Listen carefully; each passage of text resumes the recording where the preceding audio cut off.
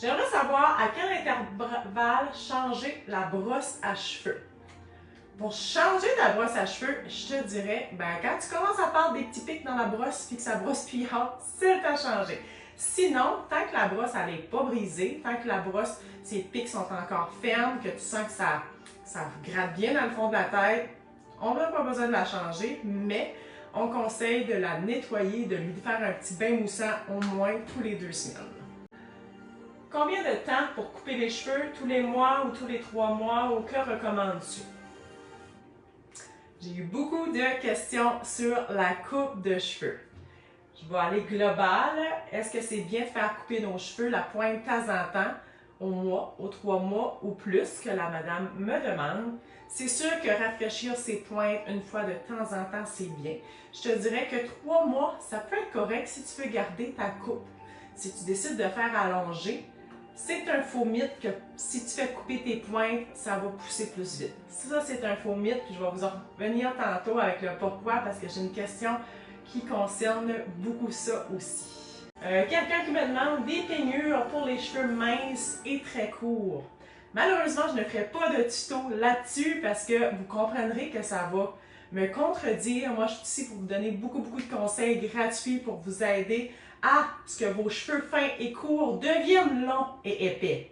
Fait que je vais faire des tutos pour comment amener vos cheveux longs et épais, mais vu que ce type de clientèle-là, j'en fais plus parce que je suis vraiment spécialisée dans d'autres choses, les tutos pour les cheveux courts, on met ça de côté parce que ma clientèle veut des cheveux longs et ma clientèle veut des cheveux épais. Alors, vous comprenez que je vais faire des tutos avec le type de clientèle que je veux et que j'ai. Meilleur produit pour que les rallonges t'offrent plus longtemps? Eh bien, c'est pas compliqué. Ça aussi, je vais vous en reparler profondément de toutes mes gammes de produits, mais sachez que tout ce que je vous montre est spécialisé pour les extensions capillaires, a été fait pour être compatible avec les extensions capillaires. Je mets depuis les 3 dernières années ma vie au complet dans ma compagnie d'extension capillaire de volumateur pour aider les femmes. Alors, tous les produits que vous voyez passer sur mon profil à moi sont tous les merveilleux produits d'entretien qui sont compatibles avec les extensions capillaires, nos belles extensions spécialement. Se coucher avec les cheveux trempés, est-ce bon ou pas? Et ça, j'avais déjà posé la question, puis ça reste, je pense que je vais faire une capsule. Je vais vous répondre vite fait, mais peut-être que j'ai mis que j'allais faire une capsule un petit peu plus longue. Se coucher les cheveux trempés, non ou pas? Je vais peut-être me faire tirer dans le pied par d'autres coiffeuses parce que la plupart des coiffeuses vont vous dire non, faites pas ça. Moi, je le fais. Fait que, mais il y a un mais. Il y a un mais. Qu'est-ce qui est pas bon quand on couche les cheveux trempés? C'est que on peut se créer une humidité dans le fond de la tête qui va apporter des problématiques au cuir chevelu dans le futur. Mais ça, c'est spécialement si que vous avez un cuir, que vous avez des cheveux épais. Si on a les cheveux fins, il n'y aura pas de problème. Qu'est-ce que je fais pour couper les cheveux trempés? Pour coucher les cheveux trempés, surtout avec des extensions, parce que moi je me lave les extensions 1 à 2 fois par semaine, puis je n'irai pas sécher toutes mes extensions avant le dodo. On s'entend, je suis trop large pour ça, ça ne me tente pas. Fait que je couche toujours les cheveux trempés, mais j'ai un mais. Si vous lavez vos cheveux le soir et que vous voulez vous coucher sans sécher vos cheveux, de 1, assurez-vous de ne pas avoir trop les cheveux épais, sinon vous allez créer de l'humidité dans votre cuir chevelu et ça ne sera vraiment pas bon. De 2, moi, je lave mes cheveux dans la douche. J'irai pas me coucher immédiatement. Je vais me coucher 30 à 45 minutes après. Donc, ma racine, elle est sèche, moi, parce que j'ai pas beaucoup de cheveux épais.